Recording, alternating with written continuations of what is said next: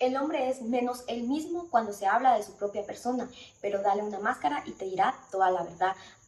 Por Oscar Wilde. Un gusto de saludarle, doctora y compañeros. Soy la licenciada Ángela Maite Gómez Gómez, estudiante de la maestría en criminología con enfoque psicológico forense.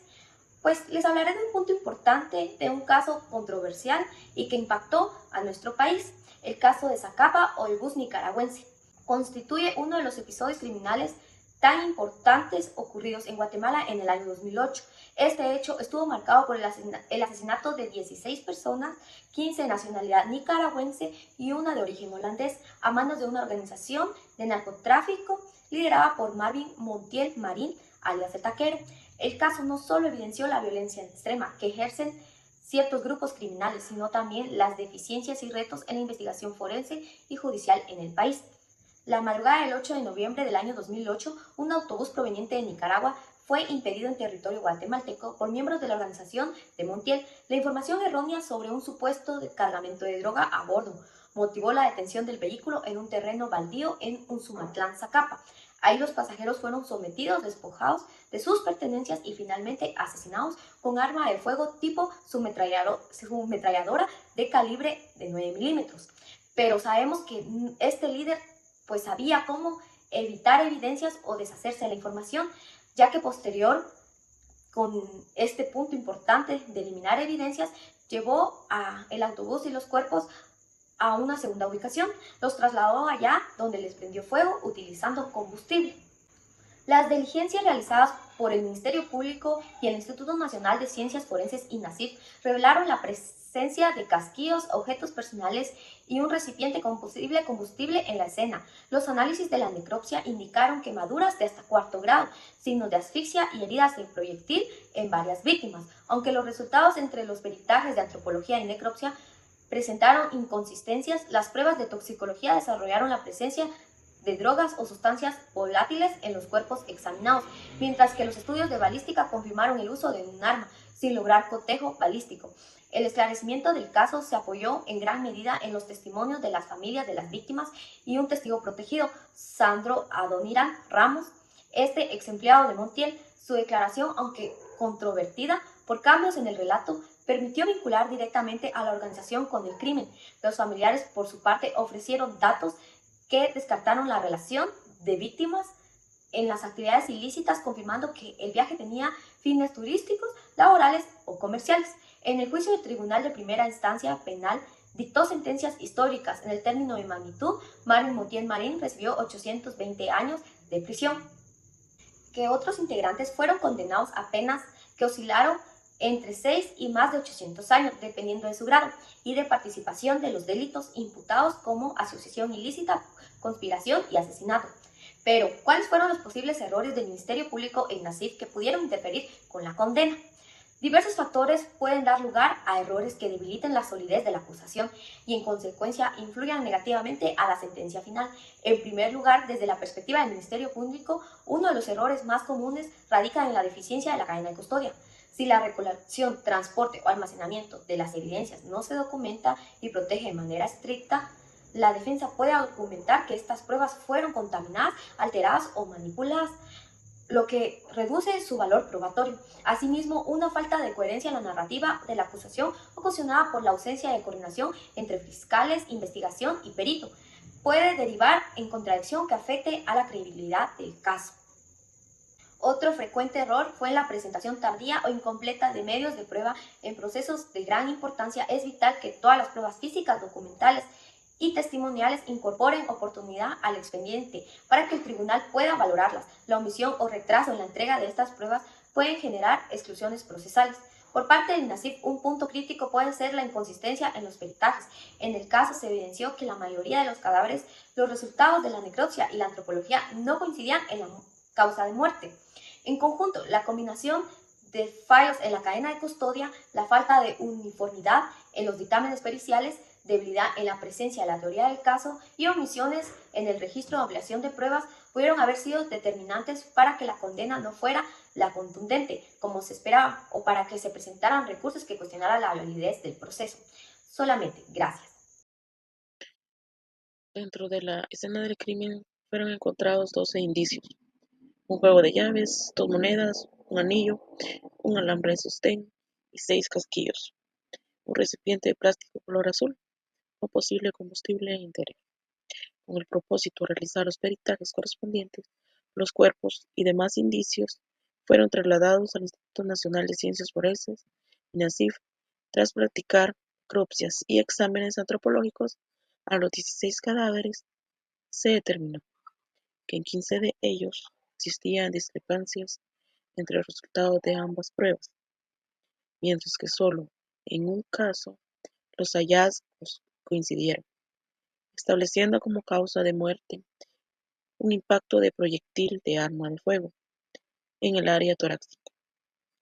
Los informes de necropsia también revelaron quemaduras que afectaban el 100% de la superficie corporal, llegando hasta el cuarto grado, además de signos de asfixia. Por su parte, los estudios antropológicos señalaron fallecimientos por heridas de proyectil de arma de fuego, lesiones traumáticas perimortem en el cráneo y la presencia de restos metálicos compatibles con disparos en la cabeza.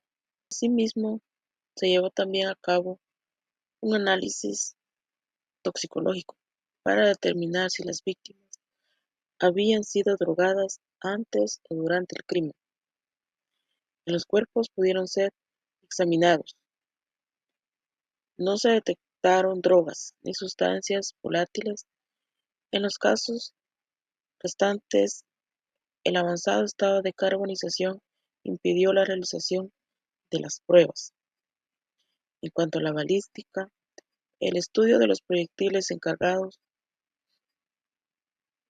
encamisados y fragmentos recuperados de algunos cuerpos indicó que se empleó un arma subametralladora calibre 9 milímetros marca IMI-UZI. Sin embargo, no fue posible de efectuar cotejos comparativos debido a los daños provocados por el incendio. El peritaje reconstructivo de balística, la verificación de impactos y perforaciones no arrojó resultados concluyentes. Respecto al autobús, se efectuó la identificación de su número de motor y chasis, sin encontrar alteraciones. Este procedimiento, solicitado por el Ministerio Público, buscaba descartar vínculos entre las víctimas y organizaciones de narcotráfico, ya que existían sospechas sobre una posible relación. El informe también señaló que gran parte de la estructura del vehículo estaba calcinada, lo que dificultó el análisis. En el peritaje fisioquímico se examinó un trozo de tela de color azul oscuro que presentó restos de una sustancia semejante a gasolina, lo cual fue relacionada con el indicio número 12, un recipiente azul que contenía un líquido de características similares. La investigación del incendio concluyó que el fuego tuvo múltiples focos y que probablemente se utilizó un acelerante, aunque este dato no pudo confirmarse en su totalidad con certeza, por lo que fue descartado como prueba concluyente. Mi compañera prosigue. Un gusto en saludarla, doctora y compañeros, pues me presento. Soy la licenciada Jennifer Alejandra Medrano Morales, estudiante de la maestría de Criminología con enfoque psicológico forense. Bueno, continuando con lo que dijeron ya mis compañeras, pasaremos a las sentencias y el estado de proceso judicial. Bueno, donde el 7 de junio del año 2010, el Tribunal de Sentencia de Mayor Riesgo llegó a dictar las primeras resoluciones condenatorias. Entre ellas destacan la sentencia contra Juan Carlos Policarpo Chinchilla, quien fue condenado a 820 años de prisión, una cifra que parece inalcanzable, pero que refleja la acumulación de penas por cada víctima y cada delito cometido. Entre ellas son 16 asesinatos, conspiración y asociación ilícita. Otro implicado también fue Ronnie Eduardo Terraza, quien recibió 3 años conmutables por encubrimiento, aunque luego falleció en prisión.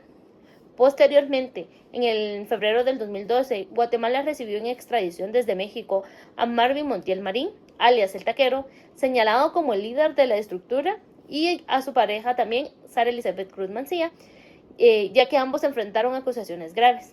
En el caso de él, por conspiración, asociación ilícita y el asesinato de las 16 personas. Y en el caso de ella, por asociación ilícita.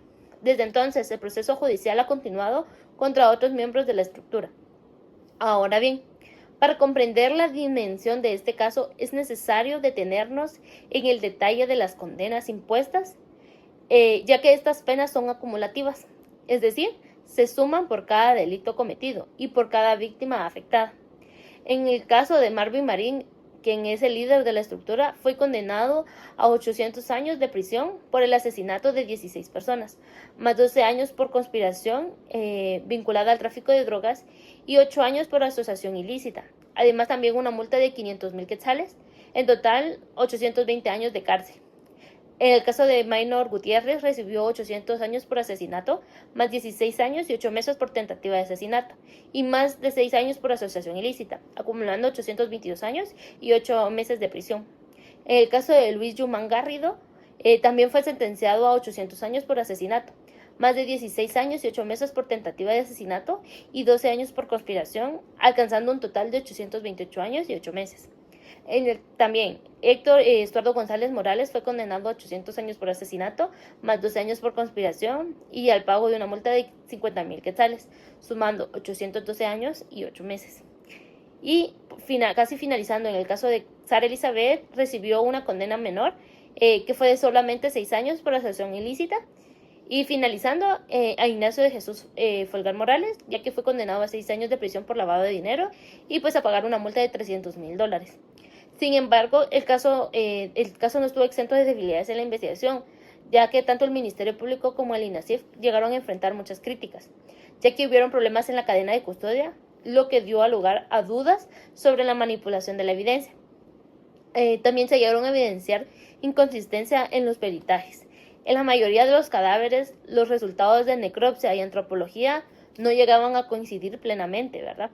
Además, en algunos informes periciales faltó documentación fotográfica detallada, lo cual es esencial en crímenes de gran complejidad, como fue ¿verdad? Y finalmente se omitieron pruebas complementarias que pudieron haber reforzado la acusación, como el análisis químicos o genéticos adicionales. Bueno, estas debilidades no evitaron las condenas, pero sí dejan en claro que en un proceso penal tan complejo, cada error técnico puede ser usado por la defensa para intentar debilitar el caso. En conclusión, podemos ver que el caso Zacapa nos dejó varias lecciones. Primero, nos confirma que aun cuando los criminales intentan destruir la evidencia, una investigación bien estructurada puede sostener la acusación con pruebas periciales y testimoniales. En segundo, nos advierte sobre la necesidad de fortalecer la cadena de custodia, la uniformidad en los peritajes y la transparencia en la documentación técnica. A pesar de esas dificultades, la investigación logró articular pruebas científicas con testimonios claves, lo que permitió sentencias condenatorias confirmadas en apelación. Sin embargo, también reveló áreas de mejora. En el caso, la necesidad de preservar mejor la escena del crimen y garantizar la consistencia en los peritajes y fortalecer el manejo de testigos. Más allá de las condenas, este caso es un llamado a reforzar las políticas de prevención y de investigación transfronteriza, ya que muchas de las víctimas eran migrantes en tránsito. Guatemala también necesita fortalecer su capacidad institucional para llegar a enfrentar el crimen organizado y evitar que se repitan tragedias de esta magnitud. El caso Zacapa nos dejó una lección clara: la justicia puede llegar, pero requiere de mucho rigor técnico, coordinación institucional y sobre todo de un compromiso real con la verdad y con la dignidad de las víctimas y de toda la población. Así que, finalizando, les agradezco mucho por su tiempo. Les deseo un feliz día.